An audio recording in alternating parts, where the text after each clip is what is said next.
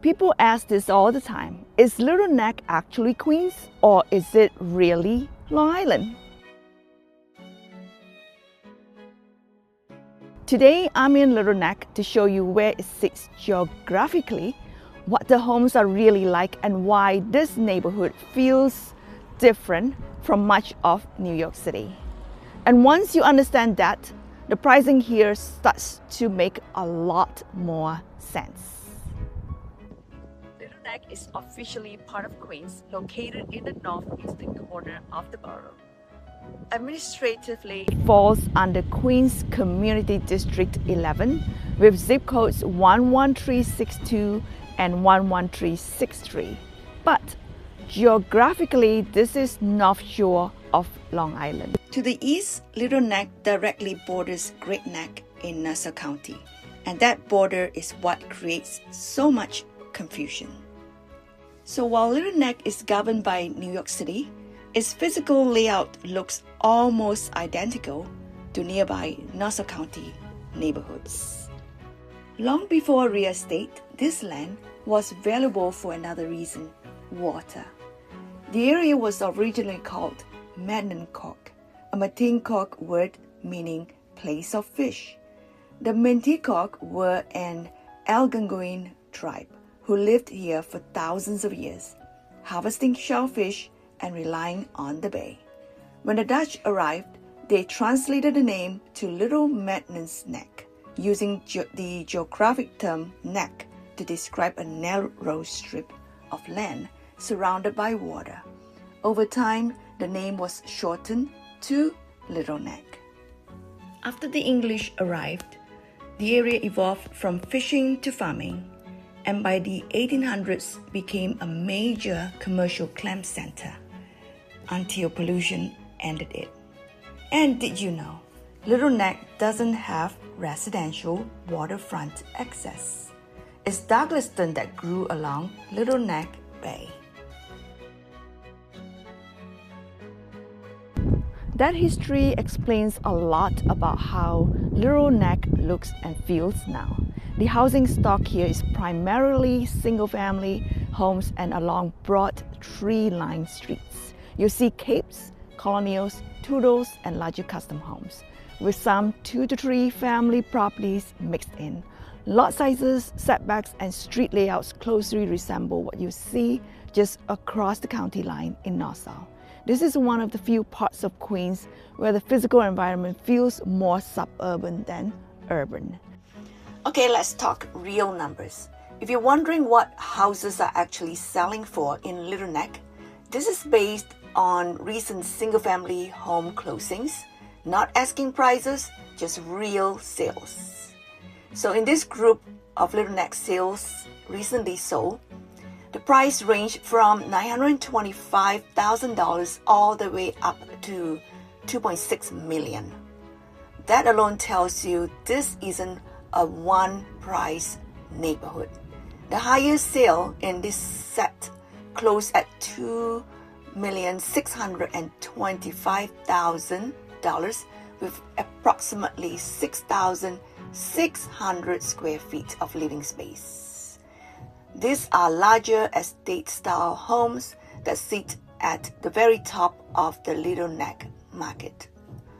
On the other end, the lowest sale was $925,000 with just under 2,000 square feet.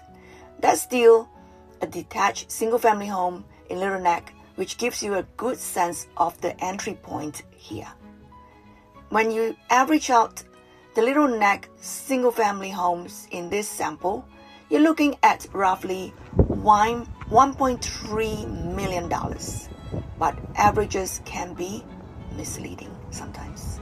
Most homes here fall between 1,300 to 2,600 square feet.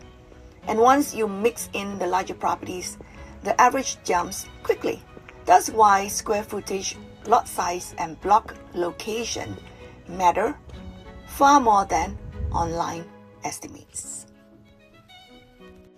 People often ask this question: why do homes in Little Neck feel more affordable than Great Neck, even at similar prices?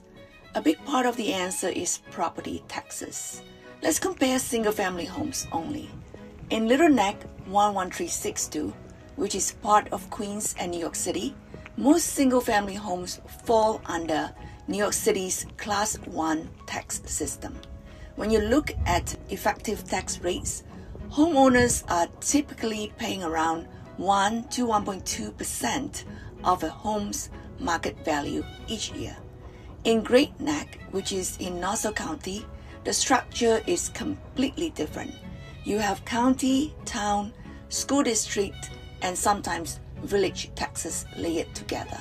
The effective tax rate there is usually around 1.8 to 2.1%. What does that mean in real dollars? On $1 million home, a Little Neck homeowner might pay about $11,000 per year in property taxes. In Great Neck, that same price could be closer to $20,000 per year, roughly $9,000 more every single year. At $1.5 million, the gap widens. Little Neck around $16,500, while Great Neck can be close to $30,000 annually. Well, how about food in Little Neck? One of my favorites is Bangkok Avenue. Great atmosphere, consistent flavors, and honestly, some of the best Thai food in the area, in my opinion.